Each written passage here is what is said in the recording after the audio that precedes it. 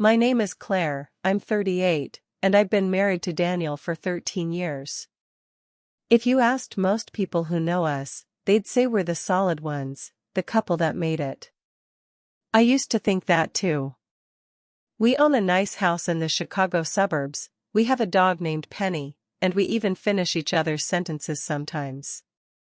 But lately, I feel like I'm living beside someone I don't recognize. Worse, like I don't recognize myself either. I haven't told anyone this. Not my sister. Not my best friend. But something happened 2 months ago, and I haven't been able to breathe the same way since. It's not that it was scandalous or explosive, not at first. It started with my nephew. And it was such a simple thing. He asked for help. Before I get to that, I need to tell you how things used to be. Daniel and I met in our 20s, during a rainy 4th of July party in a friend's cramped apartment. He made some dry joke about the fireworks being inside that night, and I laughed way too loud. He looked at me like I was the most important person in the room. He always used to look at me like that. We were magnetic in the beginning. That rare kind of chemistry you don't question, you just fall into it. He'd brush the hair off my face while I talked. We'd spend entire weekends in bed, eating takeout, kissing like the world was ending. Even after we got married, he'd pull me into his lap while I did dishes, or leave notes in my coat pocket. But somewhere along the way, maybe it was the years, or the stress, or just life itself, that version of us got buried. These days, his touches feel more like habit than desire. He kisses my forehead before work like it's part of his checklist. And at night, when he wraps his arm around me in bed, it feels heavy, not warm. Like I'm being held in place, not held close. The other night, I tried. I put on a silky green camisole, the one he used to love. I lit a candle in the bedroom and waited. He walked in, paused, said I looked nice. And then asked if I'd remembered to call the plumber. I smiled. I swallowed it. But inside, something cracked a little. I think we've forgotten how to be lovers. We're roommates who used to be in love. And I don't know when I stopped reaching for him, or when he stopped noticing that I did. It was a quiet Sunday when my nephew, Jaden, came by. He's 21, my sister's boy, and he was in town from college. He asked if he could stay for a few nights while he sorted out some things. Of course I said yes. He's always been close to me, more like a little brother than a nephew. He used to spend summers with us when he was younger, when the house felt louder and lighter. That weekend, Daniel had a work retreat. It was just me and Jaden in the house, cooking late dinners and watching old movies. It felt easy. Not inappropriately so. Just alive. Jaden asked me something that night, something so simple it shouldn't have knocked the air out of me. "Aunt Claire," he said, sitting on the couch beside me, "are you happy?" I stared at the TV for a few seconds too long before I answered. Of course, I told him. I even smiled. But he looked at me like he didn't believe it. And for the first time in a long time, I realized I didn't either. That was the moment. The exact second I felt the hollow inside me. It wasn't loneliness, not really. It was the ache of being unseen. Of giving yourself to someone for years and wondering, quietly, if you ever really had them at all. I didn't sleep much that night. I lay in bed while Daniel's side stayed cold and empty, and I stared at the ceiling, trying to remember the last time I had felt truly wanted, not out of obligation, not out of routine, but out of pure, reckless desire. And I couldn't. I honestly couldn't. Daniel is a trauma surgeon. Long hours, night shifts, phones buzzing at 3 a.m. I used to admire it, how he could remain calm in chaos, how he'd come home exhausted but still kiss me softly on the neck, whispering that he missed me. That was back when he wanted to know about my day, not just hear that it was fine. But now, we orbit around each other. I wake up when he's getting home. He kisses my shoulder, groggy and distracted, and falls asleep before I can say, I had a dream we were back in Italy. Or I missed you last night. There's never time. Or if there is, it's the wrong kind. Daniel's way of showing love hasn't changed, but I have. He touches my body like it's a script he knows by heart, hands on my waist while I'm cooking, pulling me into him while brushing his teeth, patting my thigh when I sit down next to him. But his hands feel like punctuation now, not poetry. Not once has he asked how I'm really doing. One evening, 2 weeks after Jaden's visit, I came home late from work. It was pouring rain, my clothes damp, my mood darker. I walked in to see candles lit in the living room, soft music playing, Daniel in a clean button-down and that disarming smile, the one I fell in love with. I thought we could have a date night, he said. No phones. Just us. I should have felt grateful. I should have melted into his arms. But something in me froze instead. Because that morning, I had left him a note. Not a sexy one. Just a small, vulnerable thing. It said, I miss feeling close to you. Can we talk tonight? I placed it next to his coffee mug. He never mentioned it. Not once. So now, this candlelit night felt less like a gesture of love and more like a deflection. Like he saw the surface but not the depth. We sat through dinner, him telling stories from the ER, some light, some heavy. I nodded in all the right places, smiled when I should. But I kept waiting for him to ask me something, anything, about me. Afterward, he reached for me on the couch, tugged me toward him like he used to. His lips brushed my neck, his hands bold and practiced. I let him kiss me. I let his hands roam. But I didn't respond the way I used to. Claire, he whispered, half teasing, you're a million miles away. I looked at him. Really looked at him. His face, so familiar, so dear, but there was distance in his eyes, too. A kind of blind affection. He loved me, I believed that. But he wasn't seeing the woman I had become. I left you a note, I said softly. He blinked. What note? I pulled away. On the counter. This morning. He rubbed his eyes, exhaled. Claire, I didn't see anything. I was rushing. You know how mornings are. But you had time to plan all this? I gestured at the candles, the wine, the music. Time to cook steak and pick out music, but not read 4 sentences I wrote with my heart in my throat.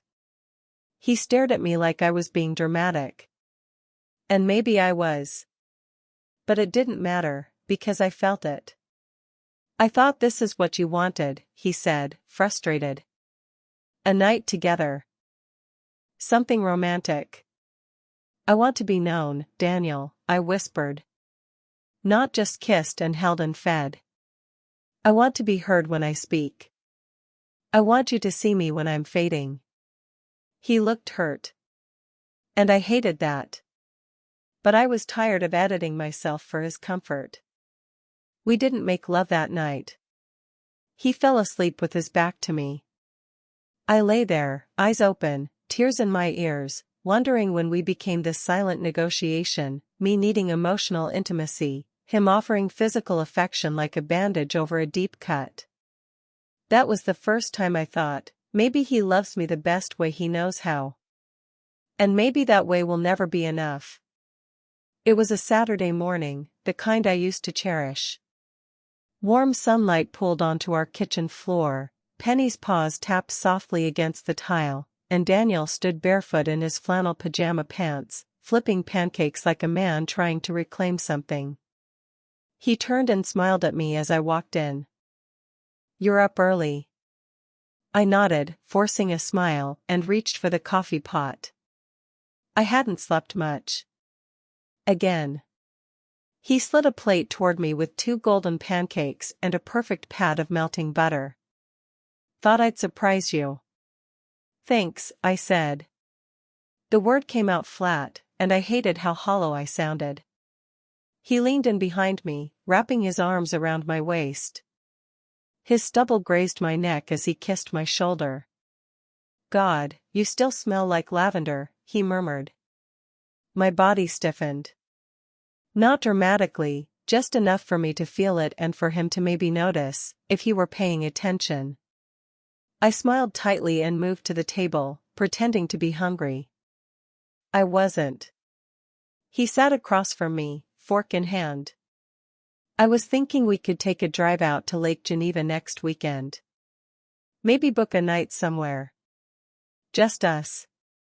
That's nice, I said, slicing my pancake too slowly. He reached across the table, gently brushed my fingers. Claire, are we okay? I looked up. He meant it. He really did. His eyes searched mine with the kind of concern that should have made me feel safe. But instead, I felt guilty. Like I was standing on the edge of a lie I didn't understand yet. We're tired, I said. That's all. He nodded and let go of my hand. That night, after dinner and a movie I barely registered, we climbed into bed. I lay on my side, scrolling through emails just to avoid eye contact.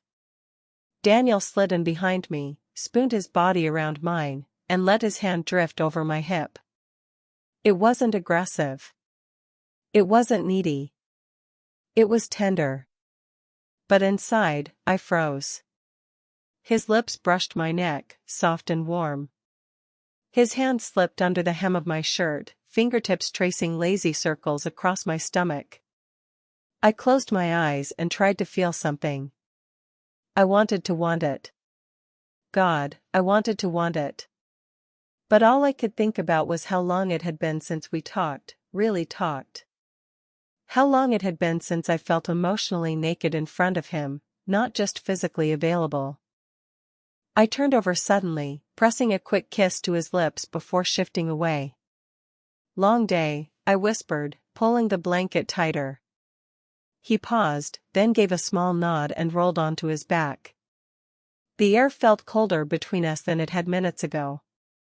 I lay awake again that night, just like so many others, staring into the dark, hearing the rhythm of his breath steady beside me. And I kept wondering why every moment of tenderness had to lead there. Why he thought sex would fix what conversation hadn't even addressed. Why he could love me with his hands but not with his words. I thought about Jaden's question again. Are you happy? I didn't know. But as I stared at the ceiling, heart aching with something I couldn't quite name, one thought echoed over and over in my head: why does everything have to turn into sex? It was supposed to be a nice night. That's what Daniel called it, just a nice night, Claire. Dinner reservations. A table by the window. Candlelight, wine, cloth napkins. The kind of effort that used to make me feel special. He looked handsome. Crisp shirt, hair neatly combed back. I could see him trying. And a part of me loved him for that. But another part, the quiet, growing part, felt like I was being performed for. As if he knew the cues but forgot the meaning behind them. We were halfway through the main course when it happened. He was telling a story about one of his patients, an elderly woman who'd come in after a fall but insisted she was fine just so she wouldn't miss her granddaughter's piano recital. Normally I'd smile, ask questions, press my hand over his on the table. But something in me snapped. I was swirling my wine. Not really listening, not fully present. And then he said, offhandedly, she reminded me of your mom. Tough women, right? I looked up, blinking. My mom died 3 years ago, Daniel. I know that, he said, startled. I just meant, no, you don't know, I interrupted. My voice was sharp enough to startle the couple next to us. You forgot the anniversary last month. You forgot to check on me that day. I sat in our kitchen crying by myself while you were at the hospital eating donuts in the staff lounge. He looked stricken. Claire. I didn't forget. I was working 16 hours, you always have an excuse, I said, barely able to breathe now. And I'm always supposed to understand. Always supposed to wait. To guess. To translate your silences. Okay, where is this coming from? His voice dropped, and I saw his hands curl into fists on the table. This was supposed to be a good night. That's the problem. I laughed, bitterly. You keep setting the scene, nice restaurants, weekend trips, but you don't actually see me. You haven't seen me in years. He sat back in his chair, stunned. Claire. I'm doing my best. No, I said, voice trembling. You're doing what you think love is. Touching me when I'm quiet. Planning getaways when I leave notes begging for connection. Making everything physical because that's easier for you than asking me how I'm really doing. He stared at me, wounded. You think I don't care? I think you stopped being curious about me a long time ago. That was it. The table fell silent. The wine sat untouched. The waiter hovered, then backed away. I stood up abruptly, grabbing my coat. I need air. I didn't wait for him to follow. I sat in the car for 10 minutes, face buried in my hands. The heat blasted, but I was cold to my core. What had I just done? I wasn't even angry anymore. I was tired. Tired of carrying things he never thought to ask about.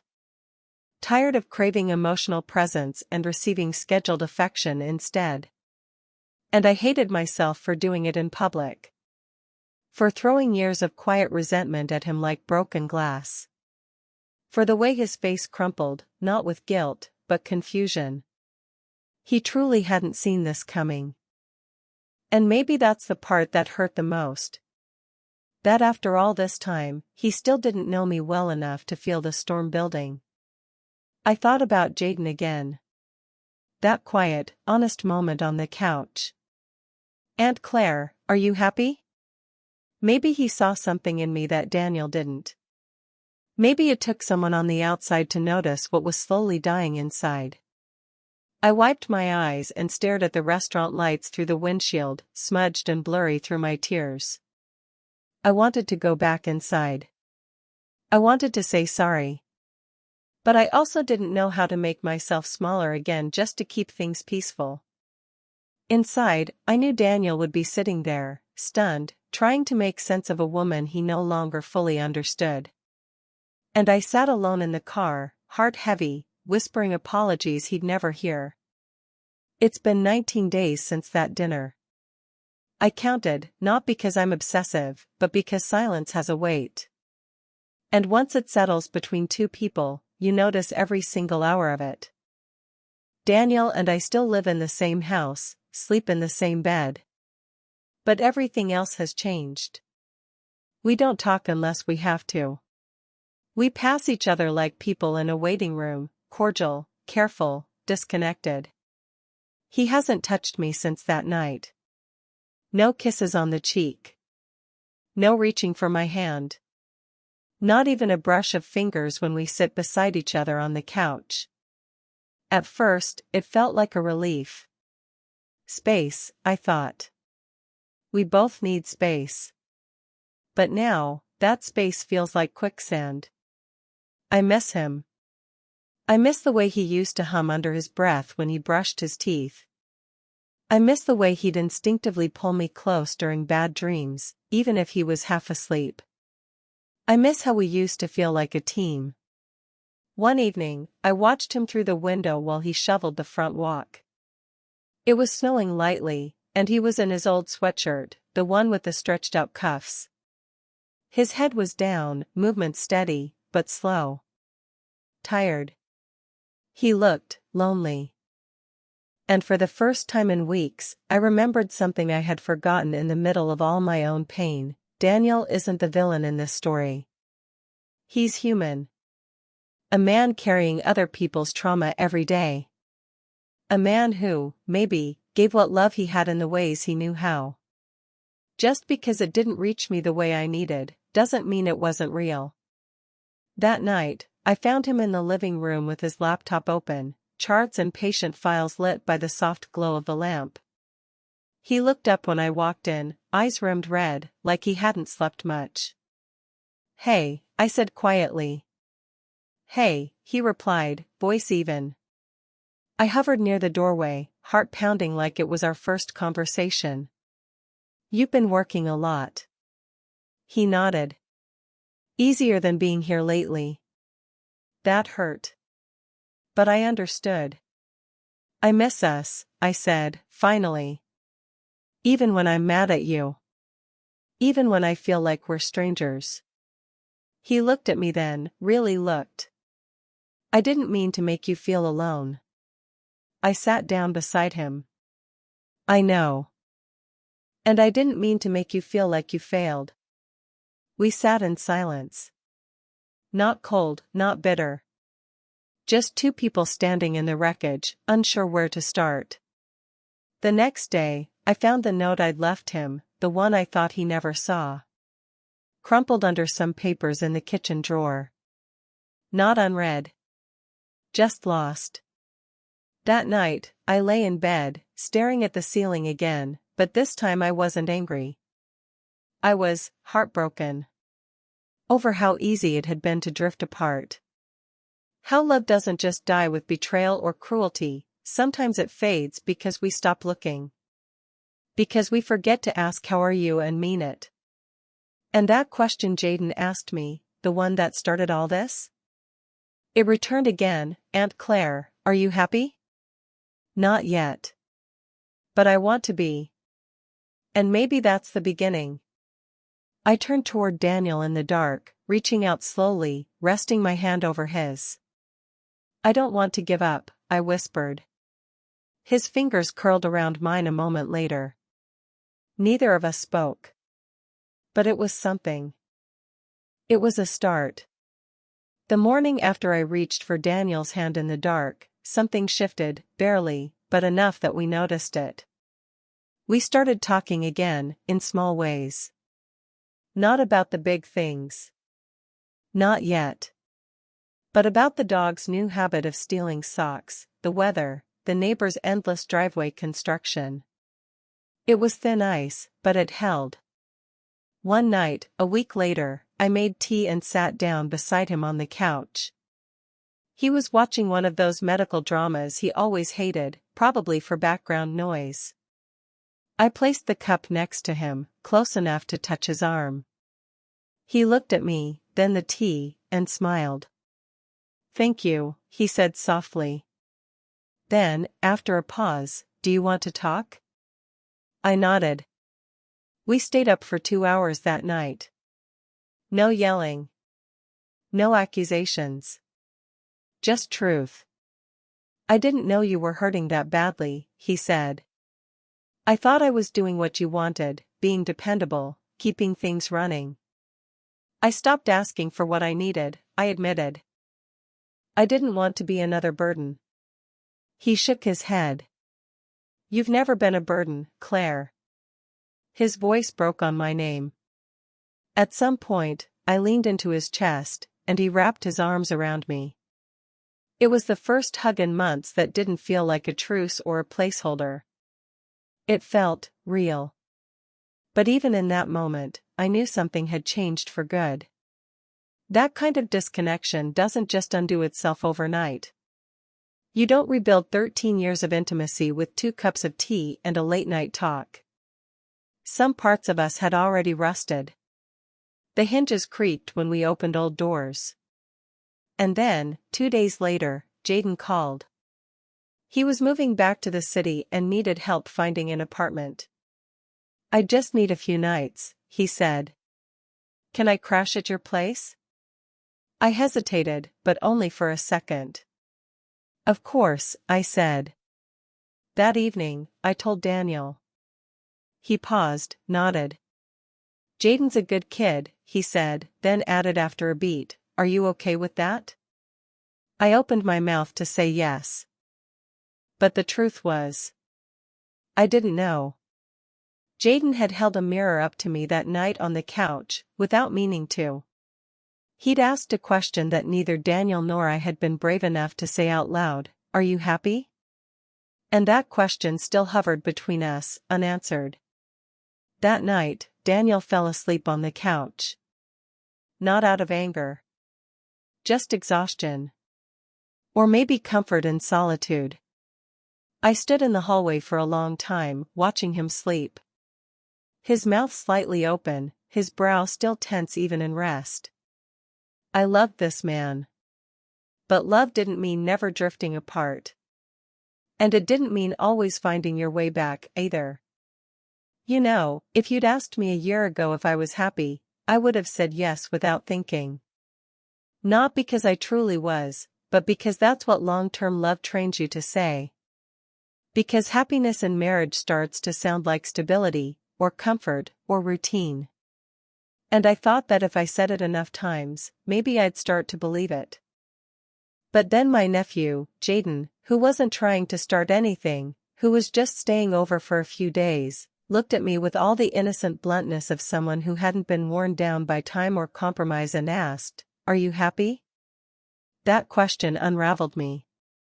It wasn't just about Daniel. It was about me. About how I'd slowly vanished inside a relationship that wasn't abusive or dramatic or toxic, just quietly, achingly disconnected. Daniel is a good man. He really is. He works 12-hour shifts trying to save people's lives. He remembers birthdays. He kisses my forehead and makes Sunday morning pancakes and lets me warm my frozen feet against his in bed. He didn't stop loving me. He just stopped seeing me. And I stopped showing him who I was becoming. We built a life based on rituals: dinner, a kiss, "How was your day?" followed by answers neither of us really listened to. I used to want him so badly it hurt. And now, I found myself flinching when he touched me, not because I didn't love him, but because somewhere along the way, touch became a shortcut, not a connection. You don't realize how far you've drifted until someone new, someone like Jaden, asks a question that feels like a flashlight to your soul. I didn't fall for Jaden. This isn't that kind of story. But he reminded me that I still exist. That I have a mind, a voice, a longing that doesn't disappear just because I've promised to share a mortgage with someone. Desire isn't always about sex. Sometimes, it's about wanting to be wanted for your whole self. The way you think, the way you laugh, the way you look when you're telling a story you care about. I used to get that from Daniel. I don't know when it stopped. But I've learned something since all of this began. Love isn't a guarantee. It doesn't self-renew. You have to keep showing up. You have to choose each other, again and again, even when it's hard. And emotional intimacy, it's not something you can fake with a dinner reservation or a kiss on the neck. You can't touch someone back to life when what they need is to be heard. Daniel and we're still here.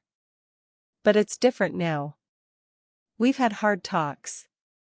We've cried. We've sat in silence when there were no more words. We've said "I don't know" more times than I thought a marriage could survive. We're trying. Some days, I still want to leave. Other days, I catch him looking at me like he used to, and I stay. And Jaden? He found a studio apartment a few blocks from campus. I helped him move. When we hugged goodbye, he said, "You seem lighter, Aunt Claire." I smiled. Not because everything's fixed. but because I'm no longer pretending that I don't want more. So, if someone ever asks you, "Are you happy?" don't answer right away. Sit with it. Really sit. Because maybe that question isn't an accusation. Maybe it's an invitation to come home to yourself. And if you find that you've been lonely, even with someone sleeping beside you every night, that doesn't make you weak. It makes you human. We don't always break in loud, dramatic ways. Sometimes, we just quietly fade until someone, maybe even someone unexpected, holds up a mirror. And when they do, you can look away. Or you can finally look.